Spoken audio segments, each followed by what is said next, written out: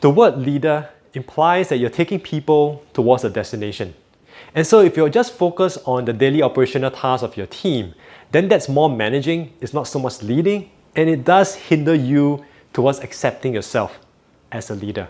A vision is important because it's about bringing people to a destination. It's about using your influence to guide them there. So a question that you need to ask yourself is, what is the destination or the vision that you are bringing people towards that your team can get excited and rally behind you for?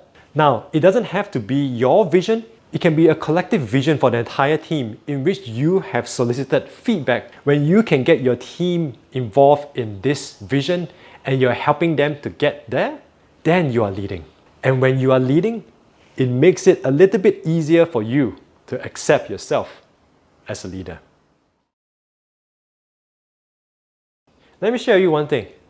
If you have what it takes to be a good follower, then you have what it takes to be a good first-time leader. A good follower is someone who is supportive to their leader, who is someone who gets the job done by collaborating with their peers. A good follower is a role model for the peers. In a way, that is similar to being a good leader.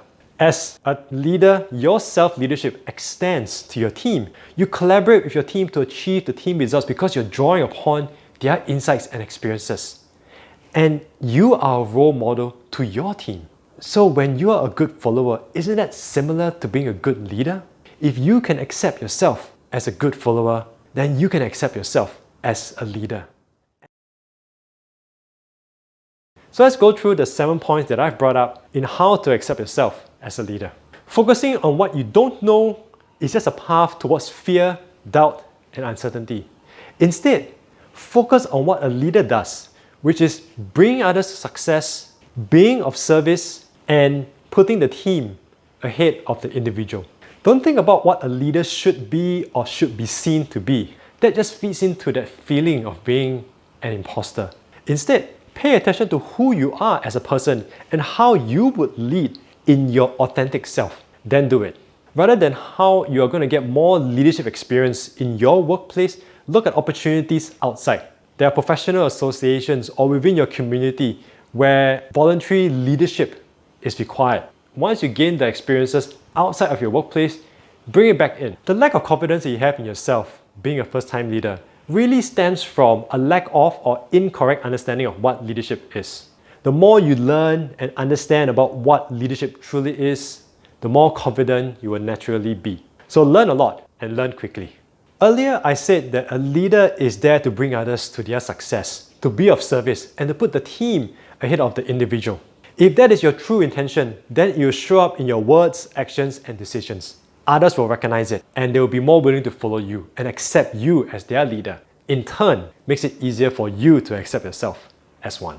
A vision is powerful because it rallies people around you, and so you are leading others when you are taking them to a destination that they want to go. It can be your vision or a collective vision for the team. In any case, you need to have a vision. Being a successful follower means being supportive to your leader. Being a successful first-time leader means being supportive to your team. When you think about it that way, there are similarities between followership and leadership. Researching to find the answers to this question and also going through all the inputs from the other leaders on their own struggles in accepting themselves as a leader brought back some memories for me. 1. The feeling of being an imposter is real. I remember doing the research to write my book, and I was questioning myself, who am I to write this book? I've never been in a formal leadership position before. I shared this with my co-author, and he pointed out to me the imposter syndrome that I was feeling. Being aware of your fears, doubts, and uncertainties is essential because with awareness, you can then recognize, and once you can recognize, you can take action to manage those feelings. 2. Having mentors and role models really help.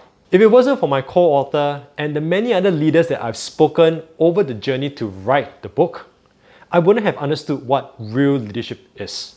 Their insights and perspectives got me to where I am today and in accepting myself as a leader. 3. What you know about what leadership really is makes a big difference. Leadership is about others, not about you. And so when you walk into leadership with the right intention to be of service to others, it helps you to be seen as a leader, which in turn makes it easier for you to accept yourself as one. That means you need to spend more time learning about what leadership is, getting into conversations with your role models and mentors, listening to podcasts, reading books, checking out leadership YouTube channels, etc. The hardest bit really is to ensure that you're getting the right sort of information that's relevant for you, because there is a mountain of information out there.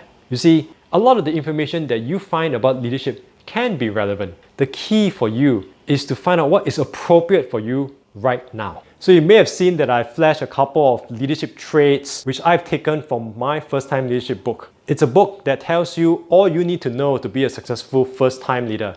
If that sounds interesting to you, click on the link in the description below.